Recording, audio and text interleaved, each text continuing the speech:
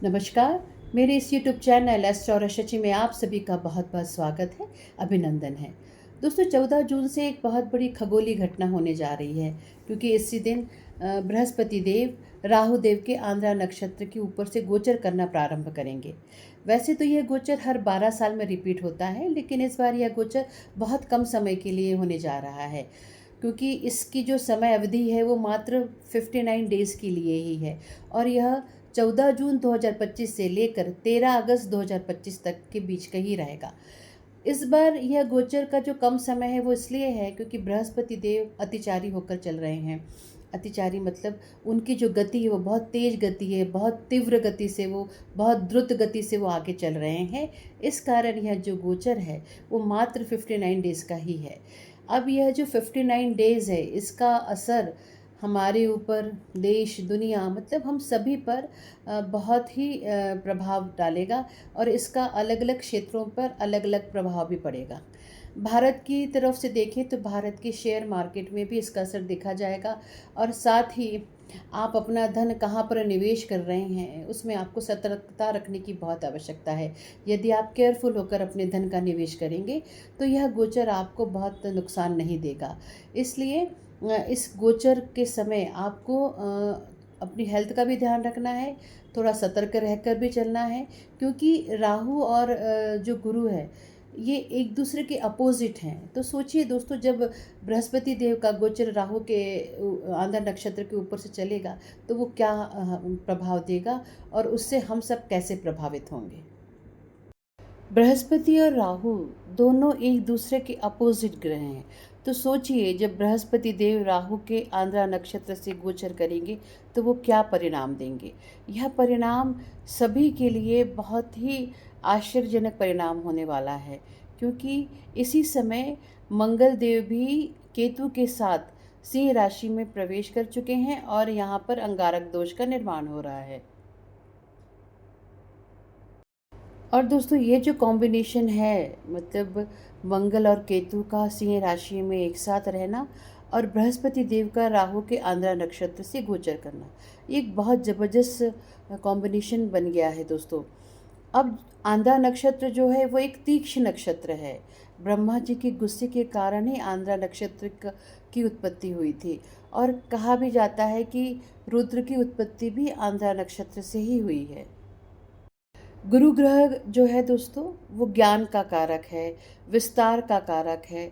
ये हमारे फेथ को इंडिकेट करता है। ये एक आशावादी प्लैनेट है, ये एक पॉजिटिविटी को लेकर चलता है। और उधर आंध्रा नक्षत्र जो है वो एक गुस्से वाला प्लैनेट है। जो भी प्लैनेट आंध्रा नक्षत्र से गुजरेगा वो रूल्स रेगुलेशन को नहीं मानेगा और अपनी मनमानी करेगा। जैसा कि मैंने पहले बताया दोस्तों कि गुरु ज्ञान के कारक हैं। तो जब गुरु राहु के आंध्रा नक्षत्र के ऊपर से गोचर करेंगे तो गुरु अपनी लर्निंग, अपनी टीचिंग, अपने विजडम को कायम नहीं रख पाएंगे। यहाँ पर गुरु का एक नया रूप आपको देखने को मिलेगा। वहीं आंध्रा नक्षत्र जो किसी स्पेसिफिक काम को करने के लिए, किसी भी एक टास्क को पूरा करने के लिए किसी भी रूल्स और रेगुलेशन को नहीं मानता है। अब इन दिनों जो 59 डेज़ है, जब बृहस्पति का गोचर राहु के आंध्रा नक्षत्र के ऊपर से होगा तो हमारे देश में, विदेश में, कहीं भी, दुनिया में हर जगह आपको कुछ न कुछ हलचल उथल पुथल देखने को मिलेगी।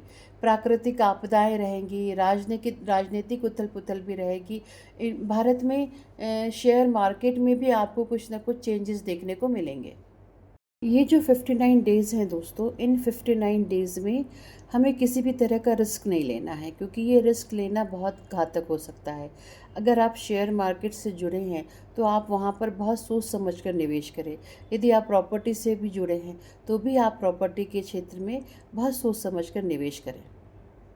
बृहस्पति देव का राहु देव के आंध्रा नक्षत्र से जो ये गोचर है उसका प्रभाव सभी लग्नों पर कैसा रहेगा, इस बारे में दोस्तों मैं आपको थोड़ी सी जानकारी देना चाहूँगी, और शुरुआत करूँगी मेष लग्न से।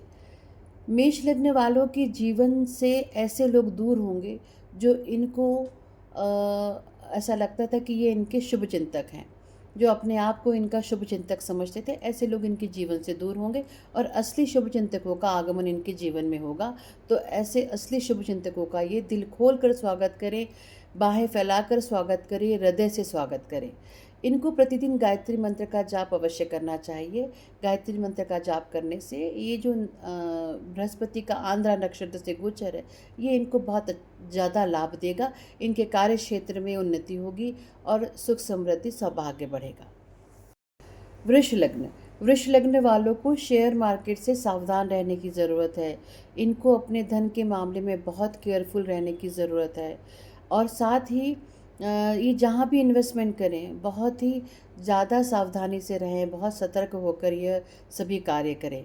इनको प्रतिदिन ओम नमः शिवाय का जाप करना चाहिए। यह जाप करने से इनके जीवन में जो ये कष्ट हैं वो दूर होंगे और जीवन में सुख समृद्धि सौभाग्य की प्राप्ति होगी।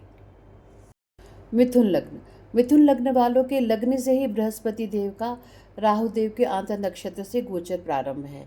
इस समय आप के रूटीन चेंज होंगे। आप जो पुराना रूटीन छोड़कर नए रूटीन फॉलो करेंगे। इस समय आपको कहीं न कहीं धर्म स्थलों की यात्रा करनी चाहिए। तीर्थ स्थलों की यात्रा करने से आपको बहुत लाभ होगा। अब जिनका स्वयं का आंध्रा नक्षत्र में ही जन्म हुआ होगा, उनको यह गोचर बहुत ही लाभ देगा। उनके जीवन में, उनके कार्यक्षेत्र में उन्नति होगी, उनके जीवन में धन्य धान्य का आगमन होगा और सुख समृद्धि सौभाग्य बढ़ेगा। कर्क लग्न। कर्क लग्न वालों के लिए बृहस्पति देव का राहु देव के आंध्रा नक्षत्र से ये जो गोचर है वो इनके 12th हाउस में होने जा रहा है।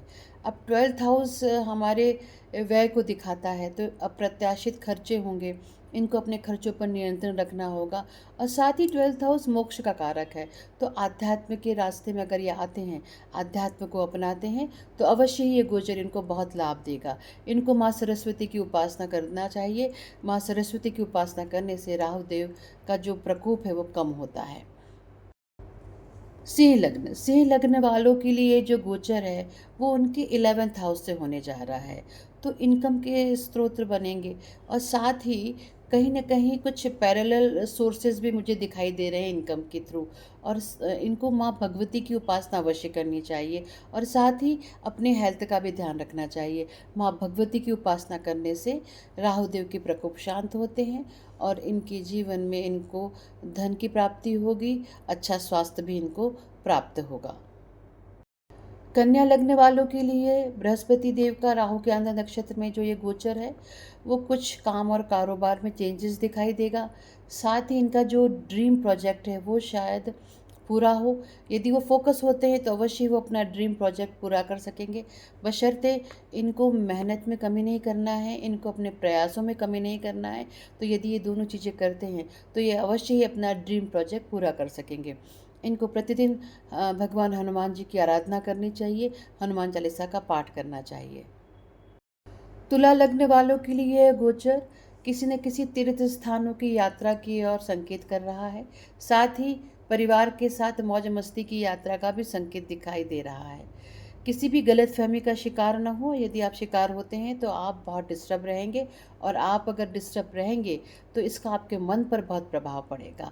इसलिए हर शनिवार काल भैरव मंदिर में जाकर भगवान काल भैरव के दर्शन करिए और अपने जीवन को सफल बनाइए।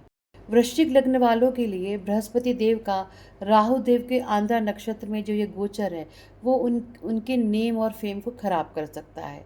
तो इसलिए आप अपने काम पर फोकस हो। यदि आप अपने काम पर फोकस होते हैं तो निश्चित ही ये गोचर आपको बहुत सक्सेस दे जाएगा। आपको भी गायत्री मंत्र का जाप प्रतिदिन करना है। यदि आप गायत्री मंत्र का जाप प्रतिदिन करते हैं तो अपने जीवन में, अपने करियर में आप आगे बढ़ते हैं।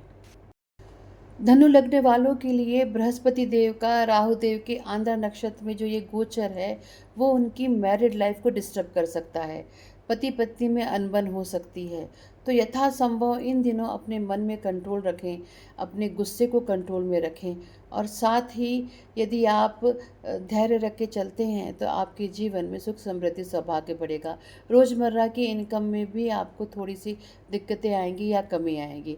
इन दिनों आप हनुमान जी की पूजा आराधना करेंगे तो आपके जीवन में सुख समृद्धि सौभाग्य बढ़ेगा और बृहस्पति देव का राहु देव के आंध्र नक्षत्र में जो ये गोचर है वो बहुत अच्छे रिजल्ट्स दे के जाएगा। मकर लग्न। मकर लग्न वालों के लिए ये जो गोचर है बृहस्पति देव का राहु देव के आंध्रा नक्षत्र से वो उनको हेल्थ प्रॉब्लम दे सकता है। कुछ ना कुछ हेल्थ समस्या उनको बनी रहेंगी, तो इसलिए अपनी हेल्थ का ध्यान रखें। इस समय आप किसी भी कर्जे को न लें, लोन नहीं लें। यदि आप लोन लेंगे तो हो सकता है इन फ्यूचर आप उसको चुका नहीं पाएँ। इसलिए आपको अपनी हेल्थ का ध्यान रखना है और भगवान विष्णु की आराधना करनी चाहिए आपको इन दिनों। भगवान विष्णु की आराधना करेंगे तो यह जो समय है ये बहुत अच्छे से निकल जाएगा। कुंभ लग्न। कुंभ लग्न वालों के लिए बृहस्पति देव का राहु देव की आंध्र नक्षत्र से जो गोचर है वो कुछ अच्छा रिजल्ट नहीं दे पाएगा। इस समय आपको बस संतान की तरफ से कुछ खुशखबरी मिल सकती है, संतान की तरफ से कुछ अच्छा समाचार मिल सकता है, लेकिन आपको शेयर मार्केट से केयरफुल रहना है। शेयर मार्केट में आप निवेश नहीं करें तो अच्छा है, निवेश करने का जोखिम नहीं लें तो अच्छा है। इस समय आप विष्णु सहस्त्र नाम का पाठ करें। यदि आप विष्णु सहस्त्र नाम का पाठ करते हैं तो आपके लिए यह गोचर बहुत अच्छे रिजल्ट्स लेकर आएगा। मीन लग्न। मीन लग्न के लिए बृहस्पति देव का राहु देव के आंध्र नक्षत्र में गोचर कुछ अच्छे समाचार आपको दे सकता है। हो सकता है आपके घर में कुछ कंस्ट्रक्शन का काम चल रहा हो, या आप नया घर लेने का सोच रहे हो, या कोई प्रॉपर्टी आप ले सकते हो या बेच सकते हो। इस समय यदि आप आदित्य हृदय स्तोत्र का पाठ प्रतिदिन करेंगे तो निश्चित ही बृहस्पति देव का राहु देव के आंध्र नक्षत्र में यह गोचर आपको बहुत अच्छे रिजल्ट्स देकर आएगा। आपके करियर में ग्रोथ होगी, आपके जीवन में सुख समृद्धि सौभाग्य बढ़ेगा। तो दोस्तों, वीडियो में आगे बढ़ने से पहले मेरा आप सभी से ये विनम्र निवेदन है कि यदि आपको मेरा ये वीडियो पसंद आया है तो आप इसको सब्सक्राइब करें, लाइक करें और ज़्यादा से ज़्यादा लोगों में शेयर करें। और हाँ, बेल आइकन दबाना नहीं भूलें। तो बृहस्पति देव का राहु देव के आंध्रा नक्षत्र में जो ये गोचर है उसका मैंने अभी आपको सभी लग्नों पर क्या प्रभाव रहेगा ये बताया है। तो यदि दोस्तों आपने इन उपायों को कर लिया जो भी मैंने आपको बताया है सभी लग्नों के हिसाब से, तो आपको यह गोचर बहुत अच्छे रिजल्ट्स देकर आएगा और आपको इस रिजल्ट से जीवन में जो भी आप चाहते हैं वो आपको प्राप्त होगा। धन्यवाद। जय श्री महाकाल।